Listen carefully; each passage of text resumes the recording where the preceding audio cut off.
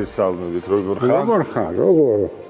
მინდა წარმოგიდგინოთ არაჩვეულებრივი ადამიანი, ჩემი მეგობარი შემიძლია თამამად თქვა, აი ამ ყველაფრის შემოქმედი ბატონი ნოდარ გიორგაძე. ესე იგი, დიდი მადლობა პირველ რიგში მასპინძლობისთვის და ისეთ გარემოში ვარ, რომ მარტო ეს მასპინძლობა არ კმარა, გიდობაც უნდა გამიწიოთ თქვენ სასახლეში.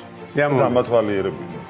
სიამოვნებით. პირველ რიგში გეტყვით, აი ახლა თქვენ შემოხვედით ტყე პარკიდან. პრაქტიკულად ეს არის ინგლისური ტყე პარკი, რომელიც ჯერ კიდე 1612 წელს დაიწყო მისი განაშენიანება. სასახლეც 1612 წელს არის აშენებული. რომელიც თქვენ აღადგინეთ. დიახ. რომლისგანაც ფაქტობრივად ვიცი, რომ არაფერი იყო დარჩენილი, გარდა აი იმ რაღაც ძველი დიდებულებისა მასშტაბებს გულისხმობ. და რასთავარია აორა იყო ეს. ასწაული დადებითი დიდებული აორა, რომელიც იმ უზარმაზარ იმპერიას, რომელიც პრაქტიკულად მთელი ევროპა იყო, ავსტრია-უნგრეთის იმპერია, აი მას შეშვენოდა. და ეხლა იქ, სადაც ავსტრია-უნგრეთის იმპერატორები, მარია ტერეზია, ფრანც იოზეფი და ასე შემდეგ, აქ მართავდნენ წოულებებს და ასე შემდეგ. ანუ რა ხალხზეა საუბარი, ხვდები? ეხლა ჩვენ ვართ ქართველები და ჩვენ მართავთ წოულებებს და აგერ იმას ყველგან უნდა ვიყოთ, ყველგან უნდა ვიყოთ. წამომძანეთ. სხვათა შორის ამ შენებლობამ თავის დროზე მიიღო წლის საუკეთესო ინვესტიციის სახელიც და ბოლო წლებია ყოველ წელს ეს სასახლე ჯილდოვდება როგორც საუკეთესო ევროპაში ისტორიული საქორწილო სასახლე. და აი ახლა მაგალითად ხალხი ვისაც ქორწილი უნდა რომ გადაიხადოს 27 წლის მაისის თვედან ეწერებიან, იმიტომ რომ მანამდე სულ დაბრუნილია, დარეზერვებულია. კარგია, და აი ნუ აქაც არ გამიმართლა ხო, შანსი არ მაქვს. ხო, მაგრამ არსებობს მე როგორც მეპატრონე გამონაკლისი შეგვიძლია შენთვის. ხო, არა, მოგიძებო. ოღონდაც გადავწყვიტო. შენ გადაწყვიტე და. აი ეს არის პრაქტიკულად, ესე იგი, ეკლესია, სადაც სხვათა შორის ეს მოქმედია. აი ამ კარებს წირვა აღებლინება ჩვეულებრივად. კი, ყოველ შაბათს წირვა, ეხლა ხვალ წირვა იქნება აქ და ხვალ ეს სხვათა შორის ქორწილი არის როგორც ყოველ შაბათს და აქ იქნება ესე იგი მთელი ცერემონიალი და ასე შემდეგ. აქ ამის გარდა სხვათა შორის აი ამ ეკლესიის ქვეშ იყო წამების ოთახი. აი ამის ქვეშ. ეს ინგლისში ალბათ სადამსჯელო იმებს ატარებდნენ, ხო? და აქედან იყო ჩასასვლელი და ეხლა იქ კლიანად ეს გამოვასუფთავეთ და გავაკეთეთ wellness spa ცენტრი.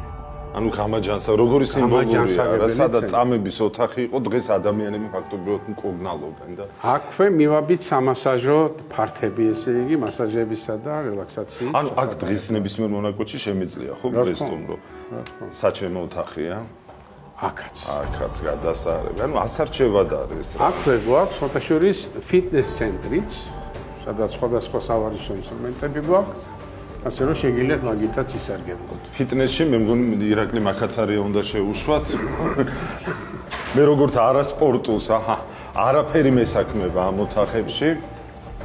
აი აქ ქვევითხარეს თუ ჩავალთ, აქ არის ეგრეთ წოდებული მოგრები, რასაც ქვია, ესე იგი, სადაც შეიძლება ესეთი ძველ სტილში გაკეთებული თაღოვანი დასაჯდომი რესტორნის ვარიანტში. იქ როგორც ესე ტრადიციული სლოვაკური სამზარეულო ნეკნები, კოლენო, ლუდი, კოლენო გამიგია, სლივოვიცა, აი ეს თემები გვაქვს მანდ, ესე იგი, ძალიან კარგი ატმოსფეროა იქ. ესე იგი, აი აქ არის ჩვენი სიამაყე, მე ესე ვიტყოდი. აი ეს გერბი შედის ევროპის 100 საუკეთესო გერბის სიაში. და ის ეკუთვნის ისტორიულად არა პიროვნებებს, არამედ სასახლეს. ვინც ფლობს სასახლეს, სასახლე მას ეკუთვნის ეს გერბი. და სიმბოლურად ეს არის პრაქტიკულად უნგრეთის და პოლონეთის სიმბოლიკები გამოყენებული, იმიტომ რომ ბალაში თვითონ იყო უნგრელი ის ასე ვთქვათ სამეფო ოჯახიდან, ხოლო მისი მეუღლე იყო პრინცესა პოლონეთის. და თავზე ადებთ მარია ტერეზიას, ავსტრია-უნგრეთის იმპერიის გირგვინი ნამდვილად. და აი ეს გერბი ითვლება ერთ-ერთ ევროპაში ერთ-ერთ ყველაზე ღირებულ გერბად მოითქვია. ახლა მე კიბეს ხედავ და მეორე სართულზე ვინაცვლებთ გონე, ხო? დიახ. წავედით. ეხლა ჩვენ ვართ უკვე მეორე სართულზე. აქაც ჩვეულებრივად არის განლაგებული საცხოვრებელი ნომრები, სასტუმრო ნომრები. სხვათა შორის ეს საპრეზიდენტო აპარტამენტი აქ თავის დროზე იყო მარია ტერესიას მოსასვენებელი, ხო? კი. აი ეს თელი ფართი მას ეკავა ხოლმე როგორც წესი, აი აქედან ადიოდა, ესე იგი, აი ესეთი ისტორიულად ეს კიბე დავტოვეთ. როგორც იყო და აი აქედან შედიოდა ზევით გადახურვაში. ეხლა გადახურვაში ჩვენ უკვე ცალკე გავჭერით შესასვლელი, რა თქმა უნდა. და ეს დარჩა რაღაცა ეს დავტოვეთ ასე, რომ აი საჩვენებლად იყოს ისტორიული ფორმატია ეს მისი. აი ეს მაგალითად არის მარია ტერეზიას აჩუქა ჩინეთის იმპერატორმა. აი ეს შეიძლება რომ დავჯდე, ხო? გამონაკლისი. იცით რა არის ბატონო ნოდა? აი ხო ხედავ როგორი დაბალია მარია ტერეზიაზე იყო მორგებული ეს. ხო, დაბალი ქალი.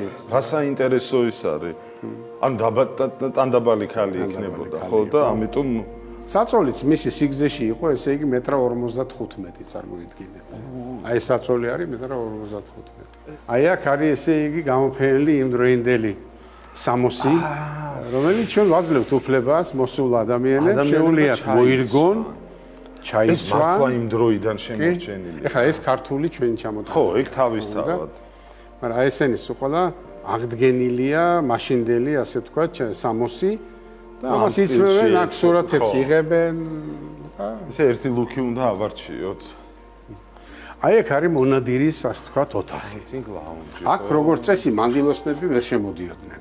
რატომ? ეს იყო მხოლოდ კაცებისთვის. მონადირის ოთახი ქვია ამას.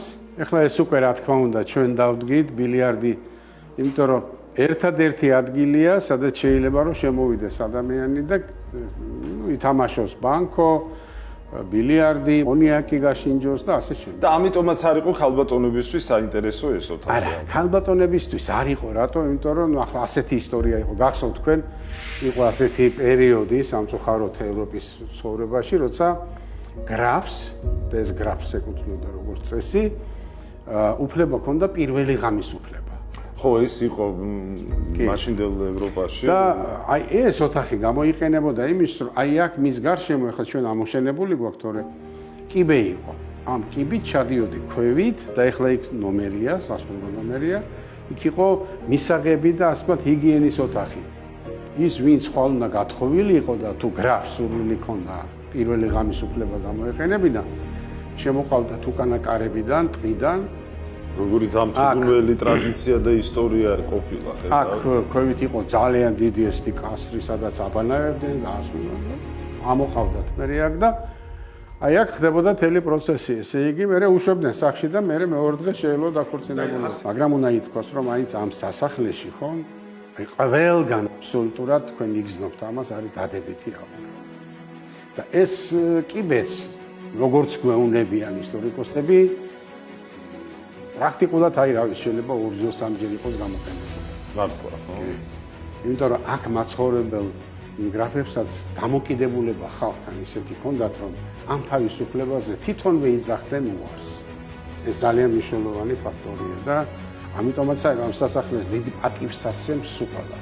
გარშემო მყოფი კი არა, ზოგადად გავრცელებულია ეს რომ მაგრამ თავად ბატონო და მე გეტყოდით რომ ის აურა, ის ენერგია თქვენი ჩადებული უფრო მგონია დღეს ამ სასახლის თანამედროვე ცხოვრებაში, იმიტომ რომ ისეთი მასპინძელი ხართ, რომ უკვე რაღაცა ჩვენც კი ისე მოვშინაურდით, რომ თავი აქაურები გონია და ეს თქვენი დამსახურება, იმიტომ რომ მასპინძელი როგორც ხდება, როგორ გულსაც გახვედრებს, ისე ხარ, მე ისე ისვენებ, ისე გაატარებ დროს, მით უმეტეს ასეთ არაჩვეულებრივს, ეს თქვენი დამსახურება. ეს მარტო მასპინძლის დამსახურება არ არის.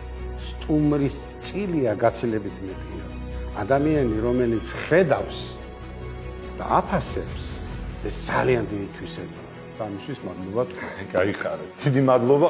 მე მაინტერესებს ჩვენები სად არიან, იმიტომ რომ აქ ეჭვი მაქვს, რომ დიდხანს მოუნდება ადამიანი, რომ სრულად შეისწავლოს და გაიგოს ამ სასახლის ისტორია და თავისი საინტერესო, ასე ვთქვათ, წარსულიდან ეპიზოდები, რამაც ცოტა მე შოქშიც ჩამაგდო და არ მთავრდება.